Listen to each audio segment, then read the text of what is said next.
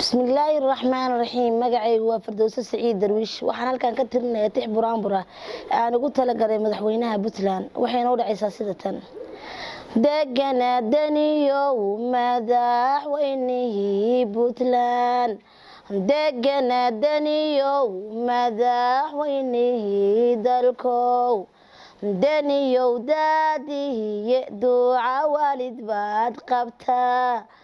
dabeecad wanaagow dadka waa ka fiican tahay dadnimo dhaqankaaga dalku waa u baahan yahay daniyow diric baad tihiyo kii dalkiisa rabay dadkuba kuma doorteen haddaadan damiir lahayn dowladda adiga hantee kan ku hiranayo damal harweynow nafluhu way ku doonayaan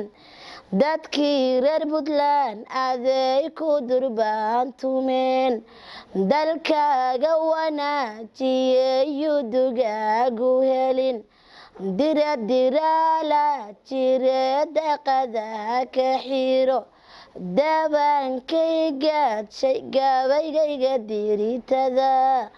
dulucda hadalkaygu waa inaan daryeel helnaa dulucda hadalkaygu waa inaan dalka u kacnaa dulucda hadalkaygu waa inaan isdabagalnaa dulucda hadalkaygu waa inaan isdaafacnaa dulucda hadalkaygu waa inaan qabiil dilnaa dalkayga aniga degooyanka duulihayn dalkayga aniga degooyanka duulihayn